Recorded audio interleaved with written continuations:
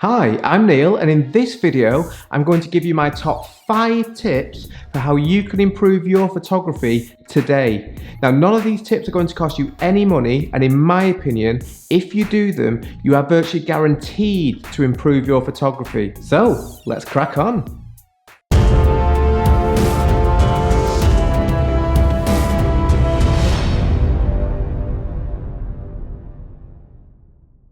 Now, tip number 1 is to minimize your kit. We as photographers, and I know certainly me included, we love our kit. We love new equipment, love new technology, and there's nothing more exciting than buying a new lens or some fancy piece of shiny equipment, which we're always told is going to take our photography to the next level.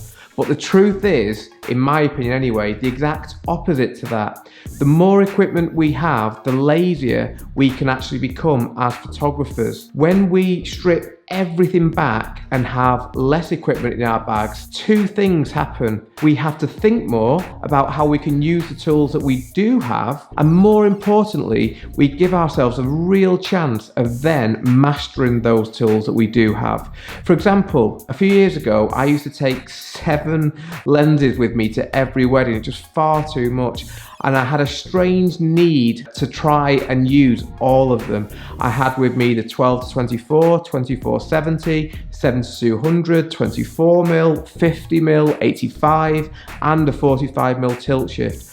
All of that was coming with me on a wedding day, and I was trying to use it all. They're all great lenses, but I was just a jack of all trades and a master of none. I then saw Tyler working on Creative Live, and then saw him again at the 9 Dots gathering in London, and after that everything just changed for me. Tyler was talking about the advantages of shooting with just 2 lenses, the 35mm and the 85mm, as well as getting closer, which I've done another video on, which I will link to up here. He was so passionate about those 2 lenses that I thought I just had to give it a try, which I then did, and almost instantly I loved it. I had to move my feet more and work harder to get the shots I wanted, as I was only using 2 focal lengths now, but more importantly, I had to think more, and in doing so, my work improved, in my opinion, almost overnight. All those lenses that I was taking had made me lazy, and I was also just wasting time at a wedding changing lenses too. With the option of only 2 focal lengths, I now had to work really hard for the images that I wanted. But the important thing is that in doing so, I was thinking so much more, I was looking at my composition more, and my work was improving as a result. The more weddings I shot with those 2 lenses, the more I started to understand how to use them as best as I could. And I started to instinctively know where I needed to stand to compose a shot with those 2 focal lengths. And because of that, I could start to react better to moments, so my photography was improving. Less lenses also meant less weight in my bag, and a much clearer way of thinking. It was a very freeing experience. It's the equivalent of asking yourself, as I mentioned, whether you want to be a jack of all trades or try to become a master of 1 or 2 in terms of just using the 2 lenses. So the next time you go out with your camera or you shoot a wedding, I would massively recommend that you only take out 1 or 2 lenses, because in my opinion, you can't help but improve as a photographer, and you'll also be saving money in the process. Tip number 2 is closely related to that first tip, and that is to shoot at fixed focal lengths. I'm not saying don't use zoom lenses, but if you do have a zoom lens, just try leaving it on a particular focal length and then don't change it. What you will then do is train your brain to think in that focal length, and as I mentioned earlier, you will instinctively, as a result of that, start to learn exactly where you need to stand for a particular composition without even lifting the camera up to your eye. It's weird, but in doing that, you start to feel more at one with your camera, and again your photography will improve as a result. You will also learn how depth of field and shooting through various things is affected by those focal lengths. For example, shooting the exact same scene obviously looks completely different on a 35mm lens than it does on an 85mm lens, as you can see in the two shots on the screen now, which were taken within seconds of each other. And key to this is you'll start to learn those differences instinctively instinctively. Now again, the way I see it, it is far better to try and master a particular focal length, such as 35mm, which is my favourite focal length, than it is to be good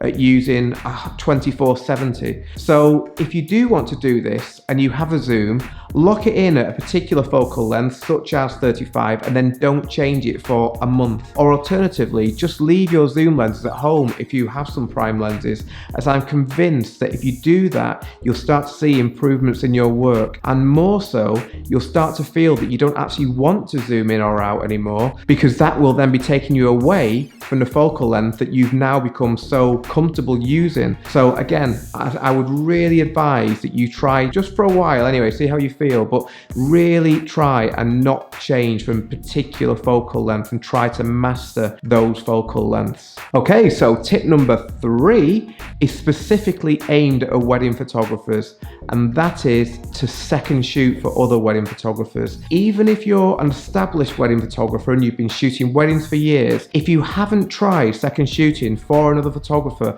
I honestly cannot recommend enough that you give it a go. Up until a few years ago, I had only ever worked on my own and I hadn't ever tried second shooting, but over the past few years it's something which I've done a few times now and I absolutely love it. All the photographs which you're seeing now were taken by me whilst I was second shooting for my wedding photographer friends.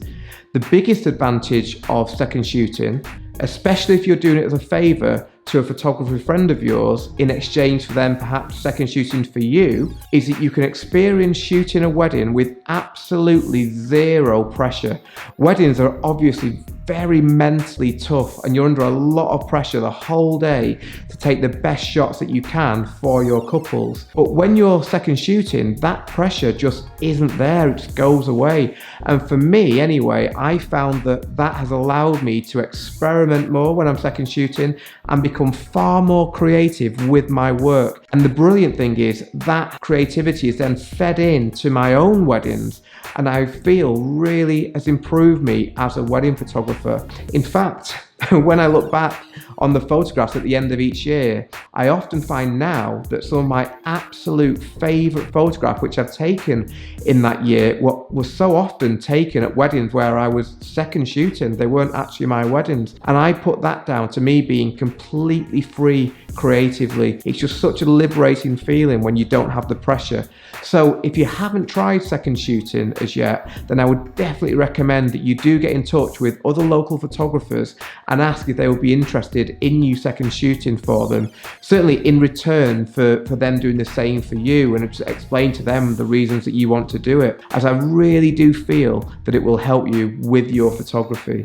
Okay, so tip number 4 now is to leave your photography comfort zone. You can do this in so many different ways, but basically try to do something photographically which you haven't done before, which just takes you out of that zone of feeling safe. Whether that is to go out on the street and do some street photography for the day, shooting with one lens for the day, maybe shooting at a particular aperture or shutter speed. Basically anything that you wouldn't usually do with your camera can be a really great way of helping you see things in a different way, and it can really open you up creatively. It's very easy, especially for us as wedding photographers, to stay safe and shoot in our comfort zone in a way which we've done many times before because we know it works. There's nothing wrong with that, but for me anyway, trying something new can be really exciting and refreshing and just re-energizes you when you do that as well. When I was lucky enough to be asked to photograph a wedding in Hong Kong last year, I spent much of my time there doing street photography, which is something that I'd never tried before, and I absolutely loved it. It really made me think and shoot in a way which I hadn't done before. It definitely took me out of my comfort zone, and I feel that I really did benefit from that. So the next time you have some spare time, try giving yourself a little project maybe, which involves you shooting in a way which you haven't tried before. I'm sure that you will love it, and in doing so, I'm really convinced that it's going to help you with your photography as a whole. And finally, and I've saved the biggest and the best tip until the end, this is the one that is guaranteed to help you improve as a photographer, absolutely guaranteed. If you do this, it is literally impossible to not get better, and it's a really easy one too. Tip number 5 is to shoot more.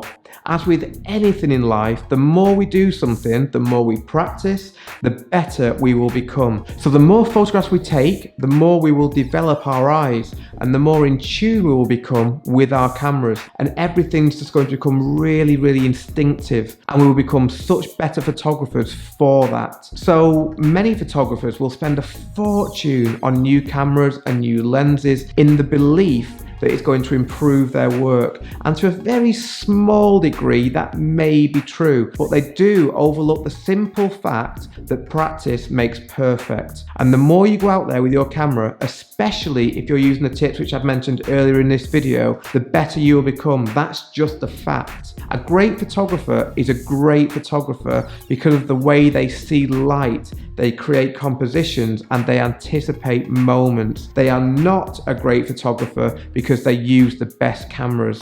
The best tool we as a photographer will ever have will never ever be the camera in our hands. It will always be our brain. So shoot more, practice more, and do so knowing that you will be improving yourself as a photographer in the process. So I hope you've enjoyed this video and found it useful. Do you agree with these tips? What have you found has maybe helped you become a better photographer? Please do let me know in the comments. I'd be really interested to know if there's anything that you think I may have missed. And if you have enjoyed this video, I would really appreciate it, as always, if you could please like the video and subscribe to my channel for more videos like this in the future. So thank you very much again, and I will see you next time.